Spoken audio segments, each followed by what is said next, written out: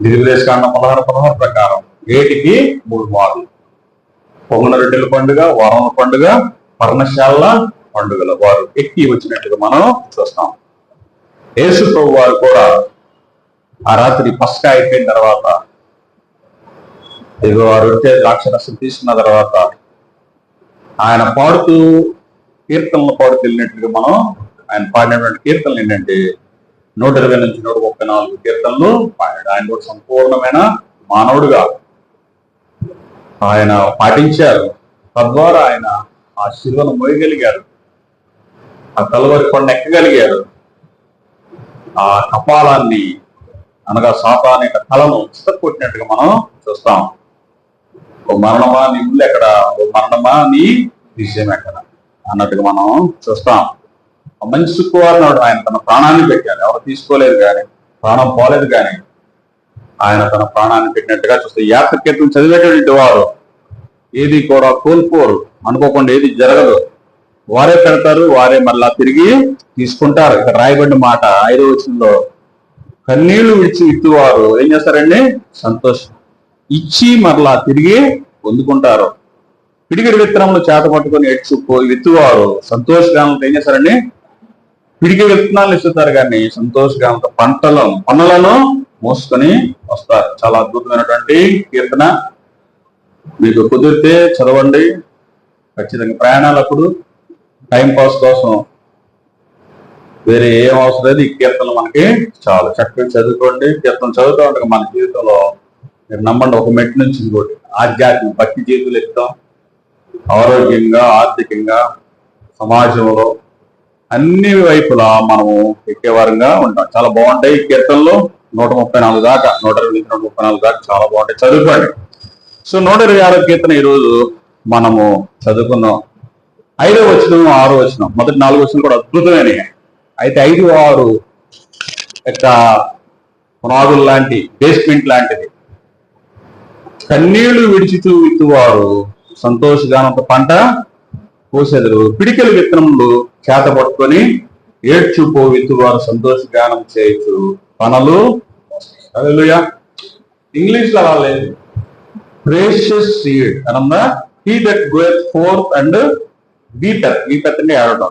Bearing precious seed shall doubtless come again with rejoicing, bringing his sheaves with him. ఇక్కడ రాయబడిన మాట English అయితే కొంచెం అర్థమవుతుంది, అందుకని ఇంగ్లీష్ చదివాలి, అంతేగాని గొప్పని కాదు. ఇంగ్లీషు అప్పుడు తర్జుమా తెలుగులో చేసినప్పుడు 1900 సంవత్సరంలో తర్జుమా చేశారు విలియం కేరీ గారు. తర్జుమా చేసినప్పుడు తెలుగు పదాలు చాలా తక్కువ అన్నమాట. ఇక్కడ రాయబడిన ఇంగ్లీష్ మాట ఏమంటే ప్రేషియస్ సీడ్స్ అని ఉంది. దాన్ని తెలుగులో ఎలా రాయాలో తెలియక పిడికేడి విత్తనాలు అన్నారు. పిడికేడి విత్తనాలు అంటే మనం అనుకుంటే మనం ఆకుమడి వేసేటప్పుడు వేస్తాం కదా, అలా అనుకుంటాం. పిడికేడి విత్తనాలు వేస్తే సంతోషగానంతో పనులు మోసుకొస్తా ఉంటాం. కానీ అక్కడ పిడికేడి విత్తనాలు అనేవి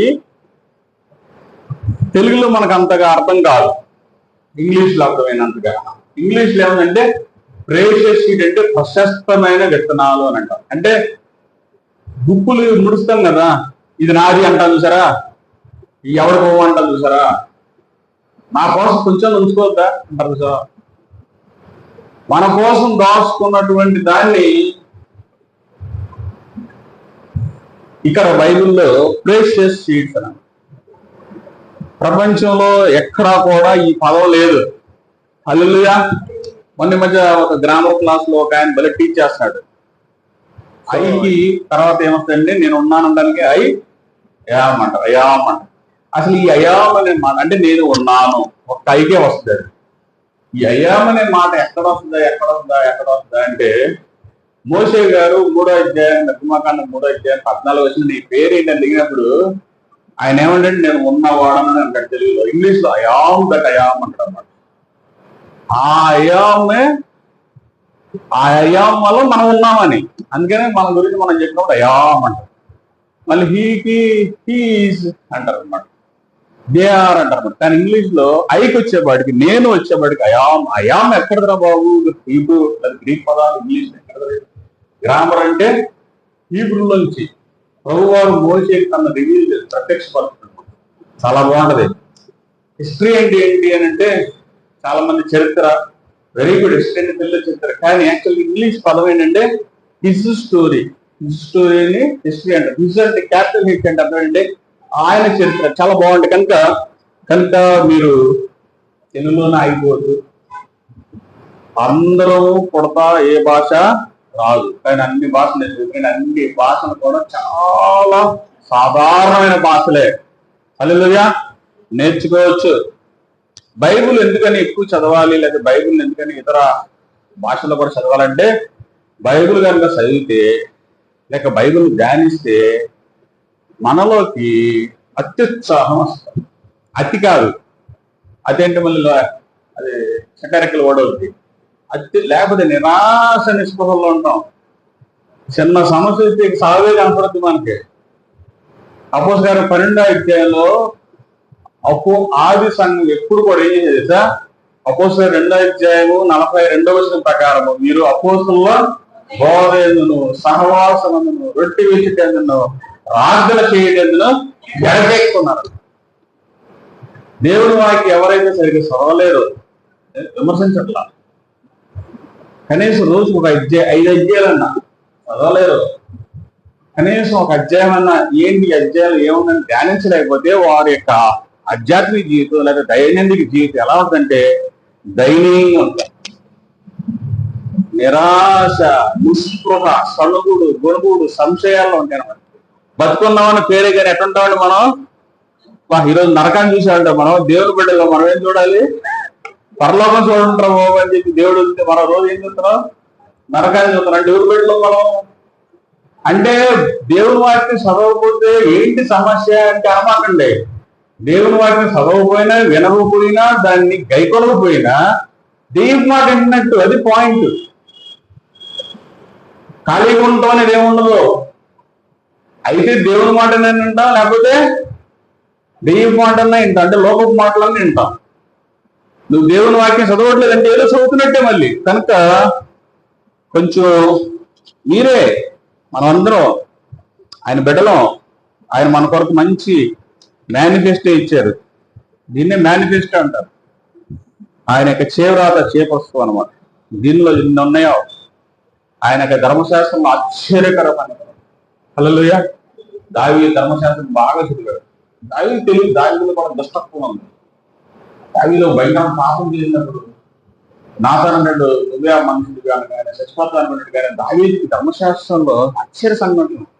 ధర్మశాస్త్రంలో కనికరం ఉంది, న్యాయం ఉంది, విశ్వాసం ఉంది. కనుక నీ కృప చొప్పున నన్ను కరుణించు, నీ వాత్సల్య బాహుముట్టుకున్నాడు అతిక్రమంలో తుడిచివే ప్రభువా అని 51 కీర్తన చదివి రాసి తప్పించినట్టుగా మనం చూస్తాం. కనుక దయచేసి కీర్తనలో, చాలా అద్భుతమైన కీర్తనలో మీరు మీ యొక్క భాగం, రోజు భాగం చదువుకుంటూ రోజు కీర్తనలు చదవచ్చు.